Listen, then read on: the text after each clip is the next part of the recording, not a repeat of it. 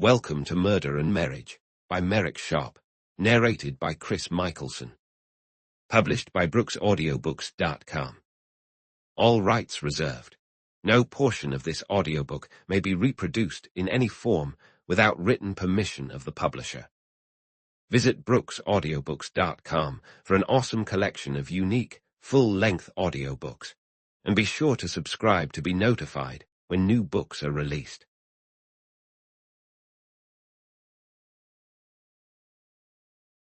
Chapter 1. Brandi Norby looked at her mother in disbelief. "Marry David Curtis," she exclaimed. "Marry a man I've hardly seen more than a dozen times. Are you out of your mind?" "No, but your uncle certainly is," her mother replied bitterly. "Who knows what has sparked this sudden desire for generosity?" She paused, searching for the right term. "This newfound urge to, in his words, settle accounts with the past by insisting you marry David Curtis or risk being cut off." "Cut off?" "Exactly," her mother said, gesturing emphatically. "Having raised you as his heiress, he now insists that you honor his wishes. And if I refuse, we'll have to leave the house immediately." Brandi stared at her mother, bewildered. "This is too dramatic to be true," she said, letting out a shaky laugh. "It's the 20th century. Women aren't bought and sold like property. She lifted her chin defiantly, I can support myself." "And starve," Mrs. Norby shrugged her graceful shoulders. Brandi felt her cheeks heat at her mother's skepticism. "There's always work to be found, honest work," she insisted stubbornly. "For skilled workers," Mrs. Norby added. "I could learn stenography, typing," Brandi pressed on. "And what are we supposed to live on until then?" her mother shot back, dripping with irony. "Your meager savings." Brandi's cheeks flushed a deep red. "My savings," she echoed. "They've kept me in clothes and a little spending money. But you, mother, you had father's life insurance." "My investments have not fared well," Mrs. Norby said, avoiding her daughter's gaze. "To be honest, Brandi, I don't have a dime to my name." Brandi stared at her in shock. "But your account at Riggs is overdrawn," Mrs. Norby said sharply, walking briskly to her desk and pulling a letter from one of the drawers. "Here's the notice. Read it for yourself." She tossed the paper into Brandi's lap. "If you refuse to follow your uncle's wishes, we'll leave this house as beggars." Beggars, the word struck Brandi Norby like a physical blow. Raised in luxury, with every desire satisfied, could it be that poverty was now looming over her? Her eyes drifted around the cozy boudoir, taking in its elegant furnishings, symbols of wealth and good taste, more clearly than ever before. With a sudden, almost involuntary motion, she covered her face with her hands, surprised to find her eyelids damp with tears. She stood up abruptly and walked to the window, pulling back the curtain to gaze outside at the well-manicured lawn. The towering elms on the estate looked even more beautiful in the moonlight. From where she stood, she could see the cathedral, glowing softly under hidden arc lights, resembling a fairy palace atop a nearby hill. In the distance, she spotted the twinkling lights of Washington, the city beautiful. This view had never failed to enchant her since she had come to her ancestral home as a small child. The historic mansion, set within its 10 acres that gave it its name, had been built by a Virginia gentleman over a century earlier. He had hosted lavish gatherings there until his death, after which his widow, an elegant and poised woman of the old court, had led Washington society for many years.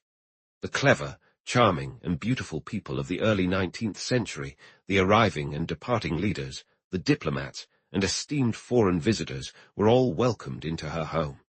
As one Washingtonian remarked to another, "A passport signed by St. Peter would not be more eagerly desired by some of us than entry through these treasured old doors." The prestige surrounding beautiful 10 acres was part of what motivated John Norby to buy his brother's share, and as his wealth grew over time, to restore the colonial mansion, transforming it into one of the highlights of the District of Columbia. Aside from adding a wing for extra space, he preserved the charming rooms and corridors in their quaint, old-fashioned simplicity. From her seat by the desk, Mrs. Marshall Norby watched her daughter with a contemplative gaze. A worldly woman, she had ensured that Brandi, her only daughter, received the finest education at a convent in Canada. When Brandi graduated the year before, she had convinced her brother-in-law, John Norby, to treat her to a trip abroad before making her grand debut. With Brandi's success in society, John Norby couldn't have been prouder of his lovely niece, and once again, 10 Acres had transformed into a social hub. Diplomats, high-ranking government officials, and the elite were all eager for invitations to the banker's extravagant parties, and Mrs. Norby's long-held dream of having a titled son-in-law seemed within reach. Then, out of the blue, Norby's surprising interest in David Curtis, a patient at Walter Reed General Hospital, arrived, first with an invitation for a weekend stay at 10 Acres, and now with the ultimatum that Brandi must marry David Curtis within a week or leave his house forever. Mrs. Norby felt her entire view of life shatter. Her frayed nerves were at their breaking point when she stood as Brandi turned away from the window and stepped into the middle of the room. Brandi looked so youthful in her lovely dressing gown that she had put on just before her mother called for her to join in their boudoir. Her chestnut hair, her greatest pride, still hung perfectly styled as it had during dinner that evening. When her mother switched on another light, Brandi's unnatural paleness became even more pronounced. "It's unfair for Uncle John to insist on this marriage," Brandi said. "Are you really going to agree to it?" Mrs. Norby's question came out sharply. Brandi shook her head. "But consider the alternative." There might only be one alternative. It was hard for Brandi to speak, and her voice was little more than a whisper. What if there was an insurmountable obstacle? An obstacle? What kind? A previous marriage. "Oh my God!" Mrs. Norby stepped back, grabbing a chair for support. "You can't mean, Brandi, that I could already be married." The soft tone of Brandi's voice only fueled her mother's anger. Stepping forward, she fixed her daughter with a stern gaze. "No, that cannot be true," she asserted. "I am aware of every event in your life. The good sisters maintained a close watch, and you have been under my care ever since you left the convent. You cannot escape your uncle's wishes with such an obvious falsehood." In her relief, she laughed. "Brandi, you have truly frightened me, you silly child." "And what about your feelings compared to mine?" Brandi raised tear-filled, anguished eyes to meet her mother. "Uncle John insists I marry David Curtis, and you, mother, are only helping him with this most unnatural match." "Unnatural?" "Yes, you both want me to marry a stranger, a blind man. Let's say instead, a hero who was blinded in the recent war." "Call it whatever you like," Brandi said, with a gesture of despair that spoke volumes. "Oh, mother, I cannot marry him." "Stop this nonsense, Brandi, and regain your composure," Mrs. Norby said, her tone low and sincere. "I visited your uncle this evening, and he has agreed that this marriage to David Curtis will be one of convenience only. Yet, ungrateful girl that you are, you seem to forget all I have sacrificed for your sake." Brandi recoiled. "For me," she replied bitterly. "Oh no, you love luxury, wealth, and power, and by sacrificing me, you believe you can fulfill your ambitions. You wish to force me into a marriage with this blind man, to reduce the vows to a mere formality, convincing me that the ceremony is all that matters. Do you think God approves of such vows?" Her mother stepped closer and grasped Brandi's hand. It was remarkable how her long, slender fingers could grip so tightly. Brandi cried out in pain, but then she threw her head back and confronted her mother's furious gaze with a determination that surprised them both. "I am more than 16 years old," she said quietly, "and I submit to your will only because you are my mother and I am still a minor. If I must endure this dreadful fate, let it happen at once." Mrs. Norby released her grip. The spark faded from her face, leaving the smooth, handsome facade as it had been. "I'm relieved to see you've come to your senses," she said, her tone calmer now. "Your uncle has gone to bed, feeling unwell, but Sam Jackson is waiting in the library to hear your decision." Brandi recoiled. "Sam knows," she stammered. "Of course. He's been your uncle's trusted lawyer for years. Mrs. Norby replied. Sam was here this evening when your uncle shared his wishes about your marriage. And why was I there? Brandi pressed, stepping forward as her mother moved toward the hall door. Because John has a deep aversion to hysterics, she explained. He's often told you that he never married because he fears a tyranny of tears. With that, she stepped outside and closed the door firmly behind her. Brandi stared at the closed door for a full minute, then staggered over to the couch and threw herself face down in the pillows. Only then did her clenched hands relax. Uncle John, how could you? How could you? She choked out, her voice breaking on a sob. The grandfather clock in the grand entrance hall of 10 acres chimed 11 as Mrs. Norby pulled back the curtains at the library door and stepped inside. At her almost silent entrance, a man standing with his back to the large stone fireplace glanced up and took a quick step forward. With her usual straightforwardness, Mrs. Norby answered his questioning look. Brandi has agreed to marry David Curtis, she declared, her quick speech interrupted by Sam Jackson's raised hand. Dr. Curtis is here, he said, gesturing toward a chair to their right. Mrs. Norby turned to face David Curtis as he stood and bowed. In the brief silence, she examined him from head to toe. What she saw was a tall, well-built man, broad-shouldered, and carrying an unmistakable air of refinement. Ill health had left its mark on his face, rendering it pale and lined beyond his years. However, his features were refined, his forehead broad, and his sightless eyes a deep blue beneath long lashes. The lawyer broke the silence. Dr. Curtis has just informed me that he cannot agree to Mr. Norby's wishes concerning a marriage with your daughter, he said. He will explain his reasons. Mrs. Norby's face darkened with anger. Jackson, observing her, felt an unexpected respect as she quickly regained her composure. Your reasons, Dr. Curtis, she asked smoothly. Please remain seated. I will join Mr. Jackson on the sofa. David Curtis, guided by an instinctual awareness typical of the blind, turned to face the sofa.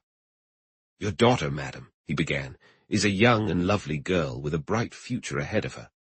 He paused, carefully selecting his words. I must start anew, though I am burdened by my blindness.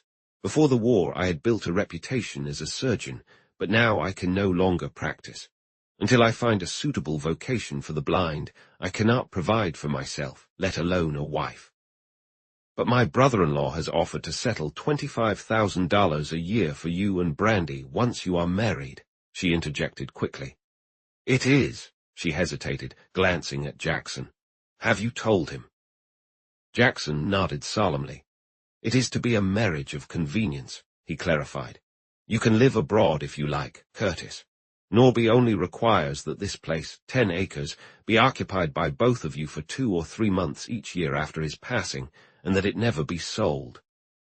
And what are Mr. Norby's reasons for wanting this marriage to happen? Curtis demanded. What are they? Jackson shook his head. I do not know, he confessed.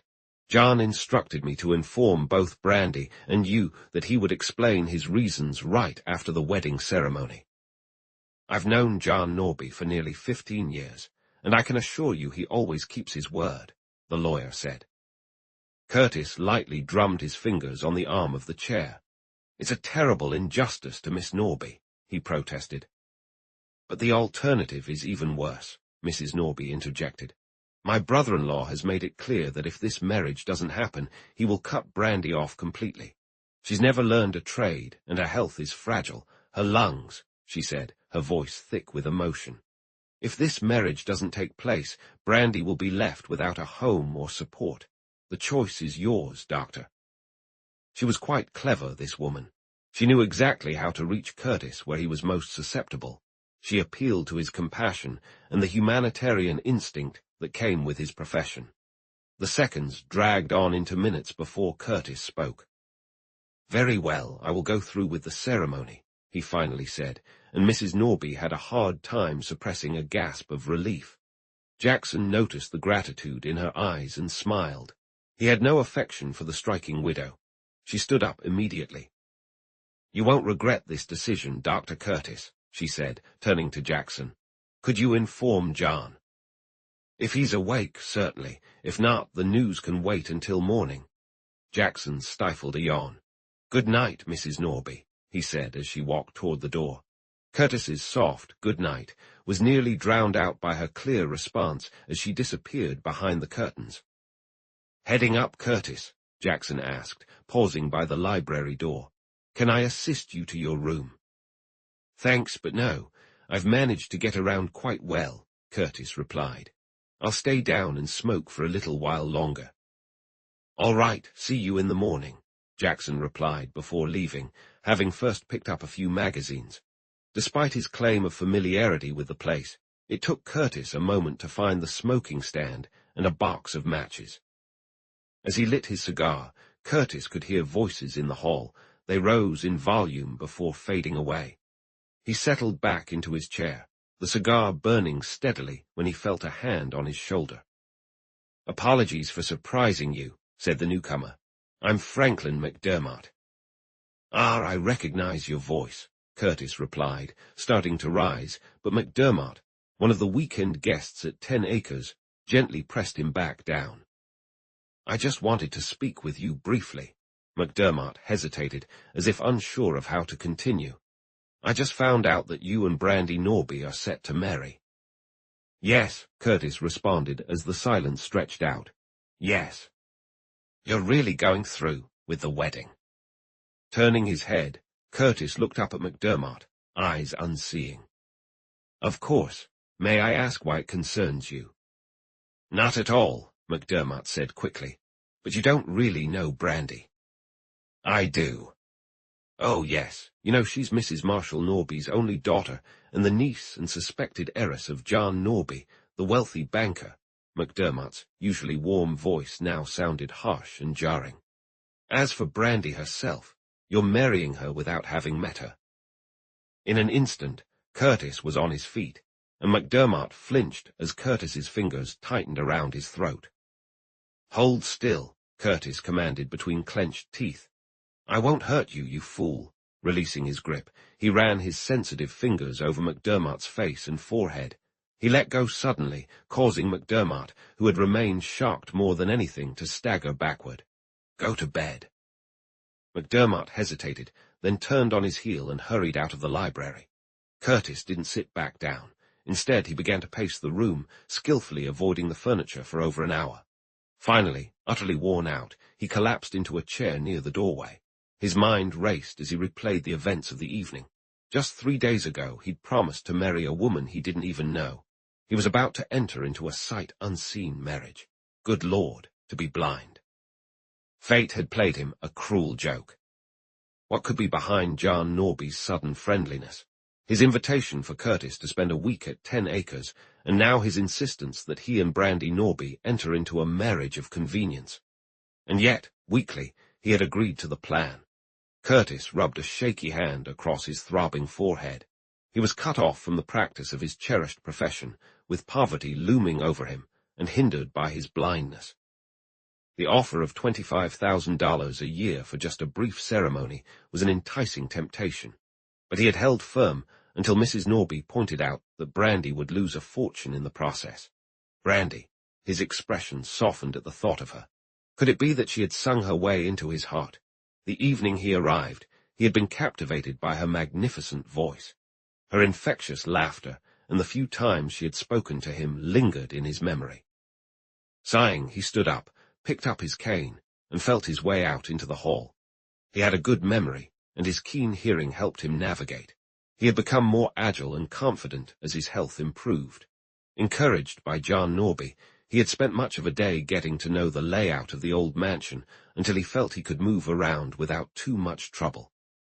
As Curtis climbed halfway up the circular staircase to the first bedroom floor, he heard the faint sound of a door closing, followed by dragging footsteps. As he neared the top of the stairs, he noticed the footsteps were getting closer, but with longer pauses in between. He had just reached the final step when a soft thud broke the silence. Curtis hesitated, unsure. He recalled that the spacious hall extended the length of the house, with bedrooms and corridors branching off it. From which direction had that noise come? Slowly and carefully, he turned to his right and moved quickly down the hall. In an instant, Curtis flung out his hands to steady himself, barely avoiding a fall as he stumbled over a lifeless body. Heart racing, he pushed himself up to his knees and leaned over the man on the floor. He felt for a pulse at the wrist, but found nothing. Leaning closer, he pressed his ear against the man's chest. No heartbeat.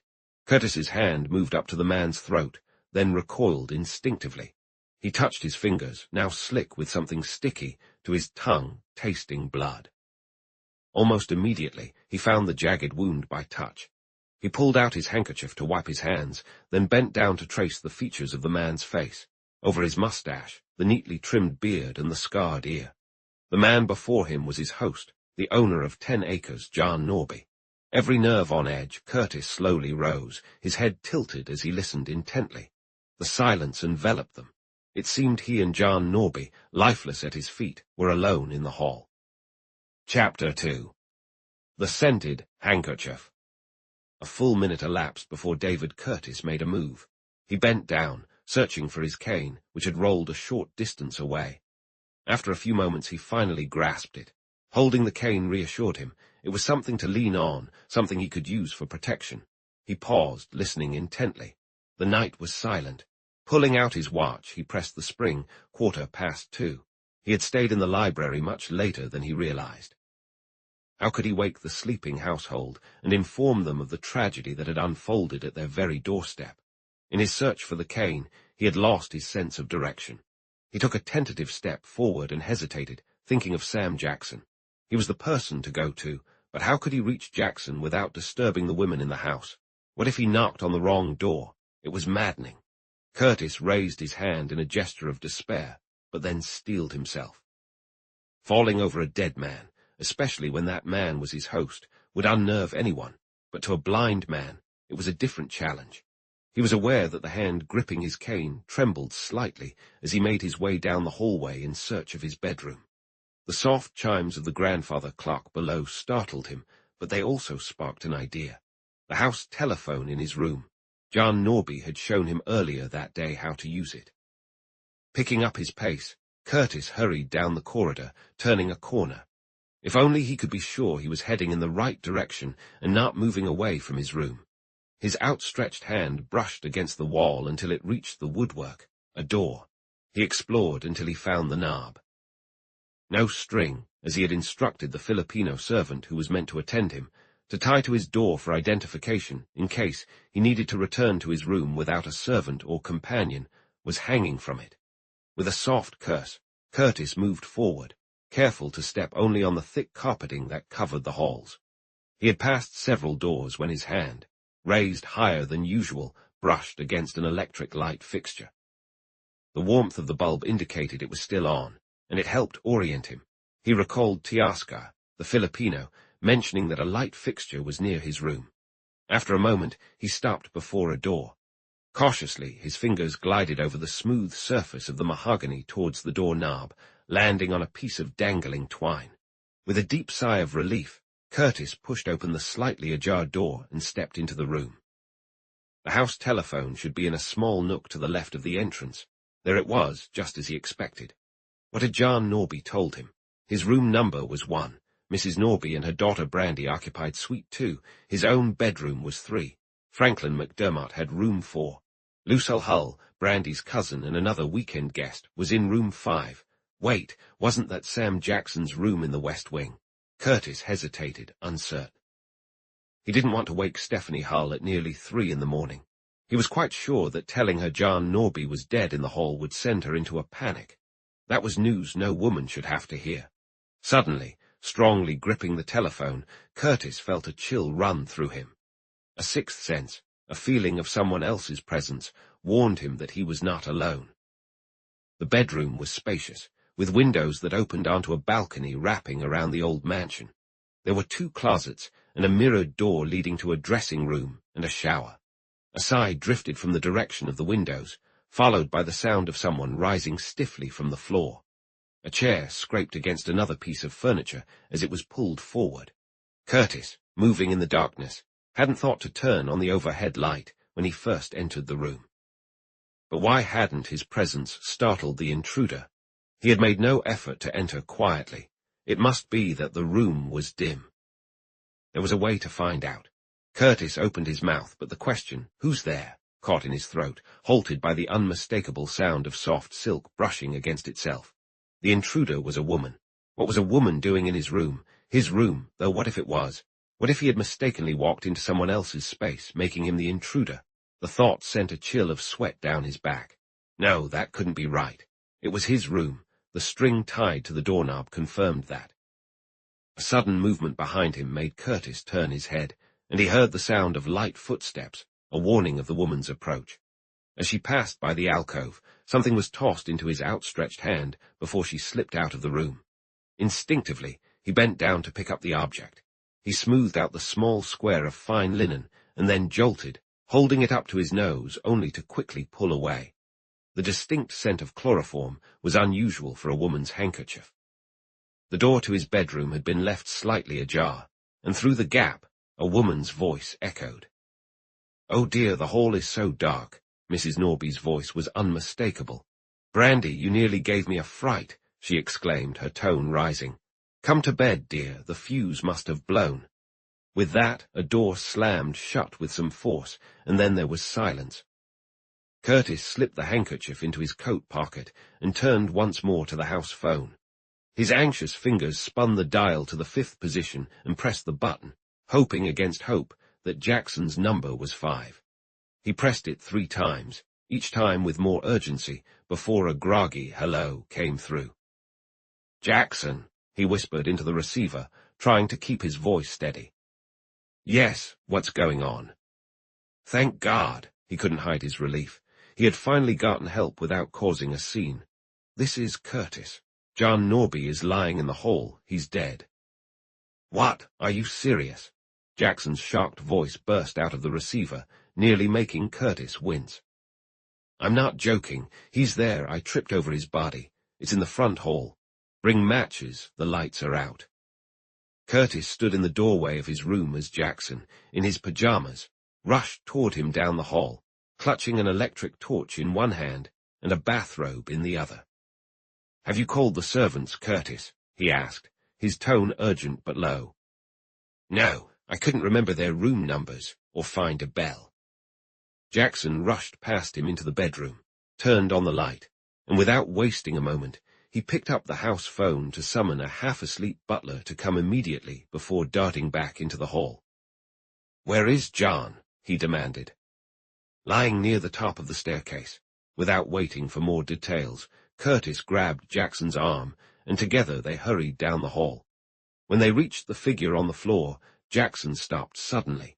He released Curtis's arm, thrust the electric torch into his hand, then dropped to one knee to examine his deceased friend closely. "Are you sure he's beyond help?" he stammered. "Without a doubt. He died before I could reach him." Jackson crossed himself. John," his voice cracked, and he bowed his head, covering his face with his hands as he knelt there for a full minute. When he finally rose, his forehead glistened with sweat. "Go and hurry the servants, Curtis." "Oh, I forgot. You can't see." It was rare for the sharp-minded lawyer to lose his composure. "We need to get John back into his bedroom." "You can't move the body until the coroner arrives," Curtis interjected. "But man, there's blood everywhere. It's a horrific sight." "I can only imagine," Curtis replied tersely. "We need to call for the coroner immediately." "Fine, I'll take care of that. You stay here and prevent the servants from causing any commotion. We can't alarm the women." Jackson paused long enough to put on his bathrobe. "I'll call from my room.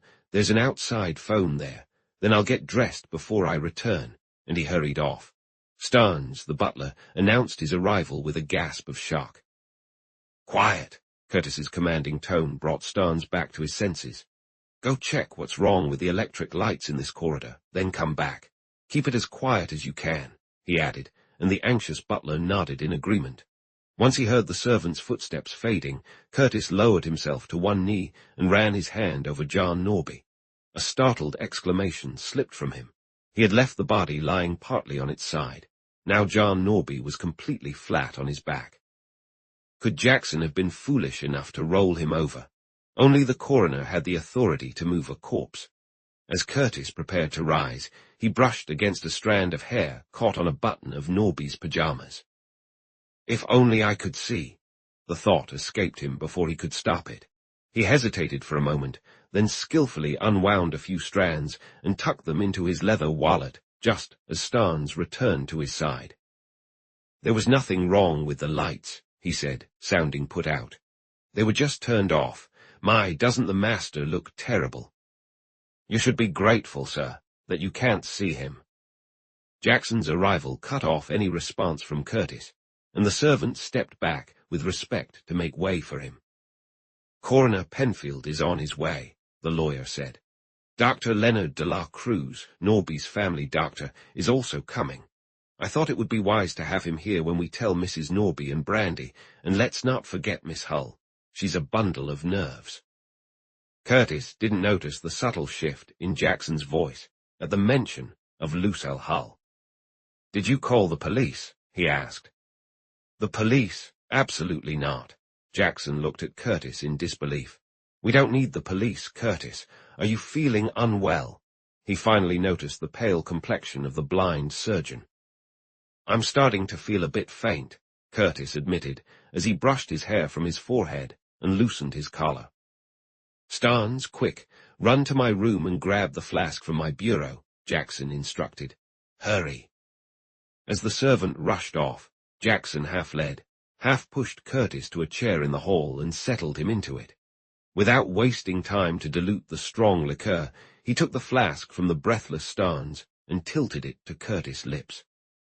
Take a good swig, he advised in a low tone. See, you're already looking a bit better, he added as the fiery liquid brought some color back to Curtis' cheeks. Just rest for a moment, and then I'll have Starnes take you to your room and help you get ready for bed. You haven't slept. No, Curtis replied, struggling to speak. The overwhelming sense of faintness hadn't completely faded, even with the stimulant. I was on my way to my room when I stumbled over Norby's body. He had no idea that Jackson was observing him with a hint of suspicion. I stayed in the library until about 2 o'clock or a little after. Ah, so you're not sure of the exact time you found poor Norby, Jackson muttered, mostly to himself, but Curtis heard him. It was 2:15 by my watch, he replied. 2:15, and you didn't call me until 3 o'clock, Jackson exclaimed. Why did you let so much time pass? Because I didn't know which room was yours, Curtis explained, speaking slowly to ensure Jackson understood. I thought it best to use the house telephone, and it took me quite a while to find my way back to my bedroom. The moment I got there, I called you. The moment you got there, Jackson echoed. You mean the moment you got to your bedroom? Yes, I recognized it by the string on the doorknob. You found me standing in my doorway when you came down the hall. Jackson stared at him, eyes wide with disbelief. You called me from that room? He asked. Yes, his impatience growing. I already told you that I used the house phone from my bedroom. But my dear friend, that wasn't your bedroom. Curtis half rose in shock. That wasn't my bedroom, he gasped. Then whose was it? John Norby's bedroom, good heavens, Jackson exclaimed as Curtis slumped back, fainting. Help, Starnes, Dr. Curtis has fainted. Chapter 3. Norby released her hold, and even then she remained close, watching her daughter with a mixture of concern and sternness. Brandi, you must not behave so, she said, her voice steady but edged with urgency. This is a time for composure, not for display. We must think of the others. Brandi turned, tears shimmering in her dark eyes, her lips trembling as she spoke. But Mother, he's gone. Uncle John is truly gone, and it doesn't seem real. I needed to see him. She paused, her chest heaving with quiet sobs. How can I go on without him? Mrs. Norby sighed, suppressing her own grief. I understand it feels unbearable, my dear, but life must continue, even through sorrow. We have duties to attend to, and people need us to be strong. Reluctantly, Brandi nodded, the weight of her mother's words settling over her like a heavy cloak. I know, but it's just so hard. Life often is, Mrs. Norby replied gently. Now, let us prepare ourselves to face what lies ahead. There will be much to discuss, and we must not keep the inspector waiting. With a heavy heart, Brandi wiped her eyes and squared her shoulders. Yes, of course. I'll try to be brave. Her mother smiled faintly, brushing a strand of hair behind Brandi's ear. That's my girl. Together, we will endure this. Taking a deep breath, Brandi stepped away from the door and moved to the window, gazing out at the world outside. A world that felt irrevocably changed, yet was still so full of life. Deep down, a flicker of hope ignited. She would honor Uncle John's memory by carrying on, no matter how difficult the path ahead might prove. Norby released her grip on her arm. I hope your morbid curiosity has been sated, she said, her displeasure clear. Brandi walked over to her bureau, turning her back to her mother, and quickly opened a small silver bonbon box. In a panic, she slipped several hairs she had tightly clenched in her left hand under the peppermints in the box. I'm completely satisfied, Mother, her voice trembled. Could you send Suzanne to me? I need to lie down for a bit. A good idea, Mrs. Norby replied, turning back toward the door that connected Brandi's bedroom to the boudoir. Dr. de la Cruz specifically told us to stay in our rooms until Coroner Penfield calls for us. Have you? She hesitated. Have you seen Stephanie? No, Brandi quickly glanced around. Has she been told about Uncle John? She was still asleep when I checked on her half an hour ago, and I thought it best not to wake her. Mrs. Norby placed her hand on the doorknob, preparing to close it behind her. I'll go check on her shortly. Try to rest, Brandi. Some rose water might help with the redness in your eyes. And with that, she departed. Crossing the boudoir, Mrs. Norby hurried into her bedroom. The suite she shared with her daughter was the finest in the old mansion, overlooking the well-kept grounds and beautiful elm trees. But she didn't stop to admire her surroundings, even though the spacious bedroom and its elegant mahogany furniture deserved a second glance. Suzanne, she called out, order my breakfast at once, then go to Miss Brandi. Oui, madame. The Frenchwoman hurried out from the closet where she had been organizing Mrs. Norby's dinner gowns. A sly smile crossed her face as she went downstairs. You give orders as if you're already the mistress here, she muttered under her breath. But wait, madame, just wait. With a quick shrug of her lovely shoulders, Suzanne rushed off to find the chef. Norby studied her reflection in the tall cheval glass, dabbed on a bit of rouge, then quickly wiped it away. After the events of the night, pale cheeks seemed appropriate. A light dusting of powder erased any signs of sleeplessness, and once satisfied with her appearance, she stepped out of her bedroom. The old mansion had 2 stories, with winding corridors and unexpected nooks and alcoves. The spacious attic was brightened by dormer windows, while a vast cellar stretched beneath the entire house.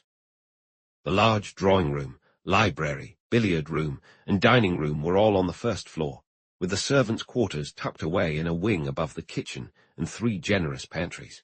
The second floor was filled with 10 master bedrooms.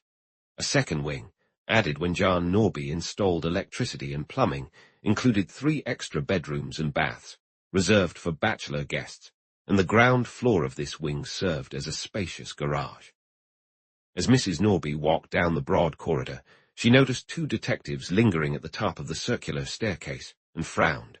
Her pause in front of the door to her cousin Stephanie Hull's bedroom was brief. She recalled from her earlier visit that morning that Stephanie had forgotten to lock the door the night before. Skipping the formality of knocking, she turned the knob and stepped inside. The dark green Holland shades were pulled tight, and in the dim light, Mrs. Norby didn't notice a pair of bright eyes watching her approach. By the time she reached the bedside, Stephanie was deeply asleep, as evidenced by her closed eyes and steady breathing. Mrs. Norby acknowledged to herself that Stephanie's beauty was not just due to makeup. Even in the dim room, the girl's well-defined features and lovely auburn hair cascading over the pillow created a striking image. Mrs. Norby placed her cool hand on the girl's bare arm and gently shook her. "Stephanie," she called softly, "wake up." Slowly, the striking eyes opened. Her first glimpse of the older woman turned into a full-on stare. "Oh my goodness, Cousin Belle, is that really you?" she exclaimed. "And all dressed up, Am I late, or have I slept the entire night away? Quite the opposite. It's only 6 o'clock, Mrs. Norby replied in a somewhat cold voice, which she kept low. I have troubling news. Stephanie propped herself up on her elbow, her eyes wide with fear. What is it? Is it about father? Oh, Cousin Belle, please don't leave me hanging. SHH, calm down. My news doesn't involve your immediate family. Mrs. Norby would not be rushed. Please turn on that bed lamp, Stephanie. I can't speak in the dark. Leaning over, the girl switched on the reading lamp. The light filled the bed area, though her face remained hidden in shadow. Go on, she urged. Please go on.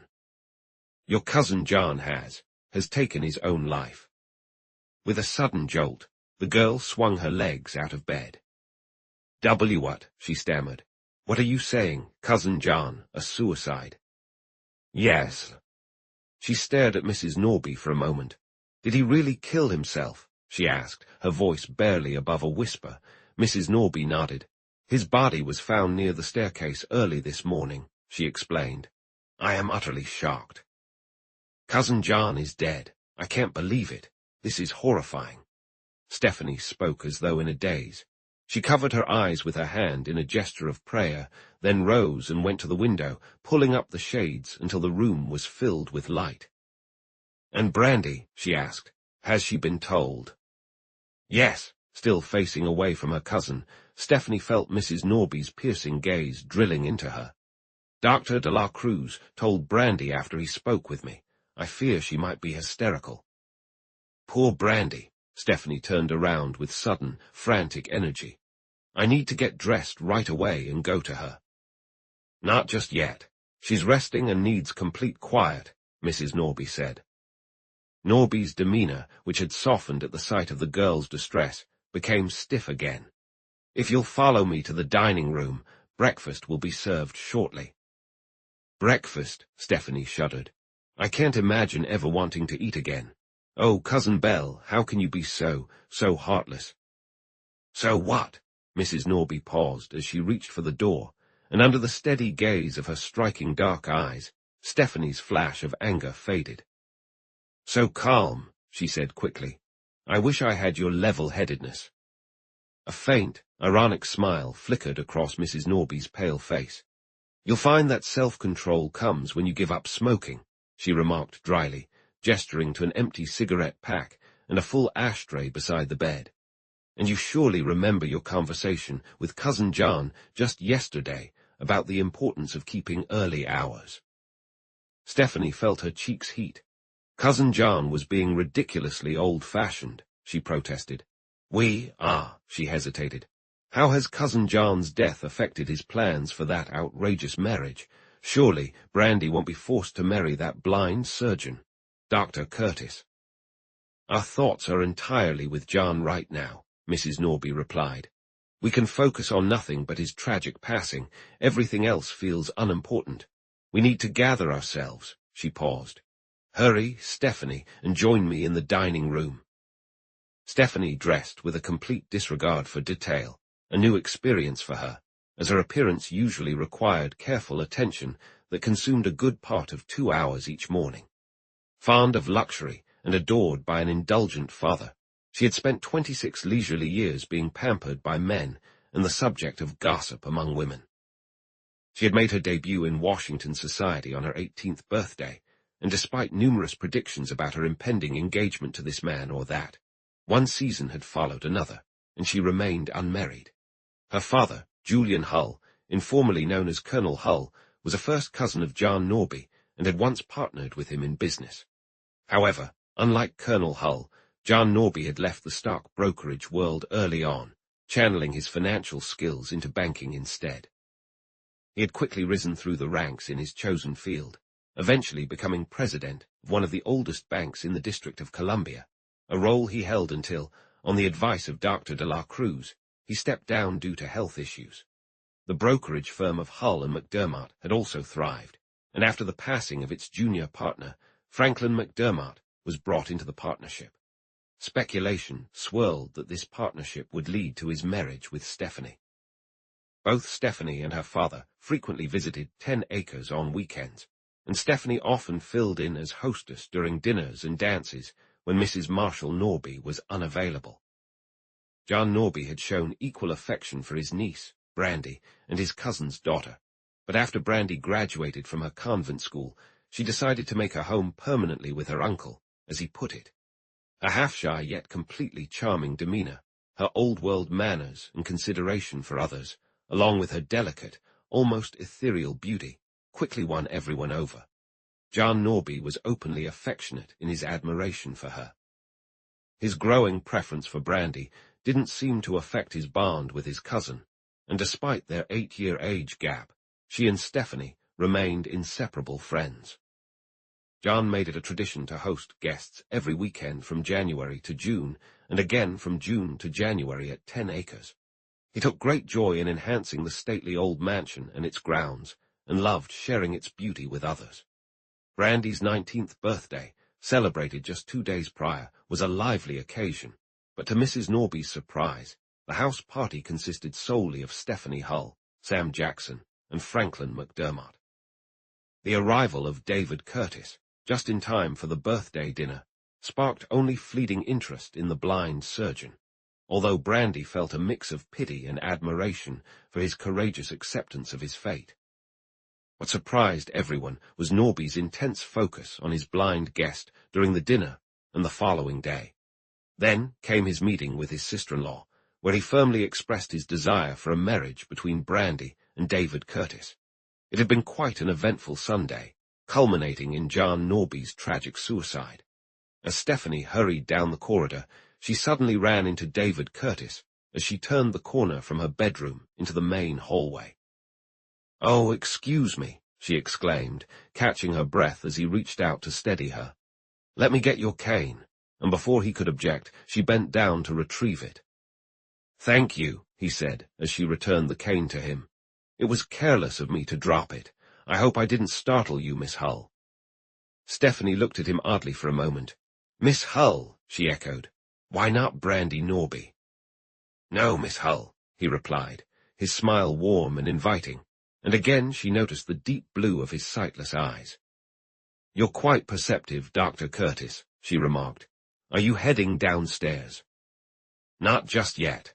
Coroner Penfield is waiting for me," he explained. "Okay, then I'll see you later," she said, with a quick bow before making her way towards the staircase. Curtis listened to the sound of her light footsteps when he heard someone approaching from the servants' quarters. "Is that you, Teoscar?" he called out. "Yes, sir," replied the Filipino boy with a respectful bow. "I'm very late. Please forgive me. This way, sir," he said, gently touching Curtis's arm to guide him. "Just a moment," Curtis said softly. "What color is Miss Hull's hair?" "Miss Hull," Teoscar hesitated, thinking. "She got what you call red hair."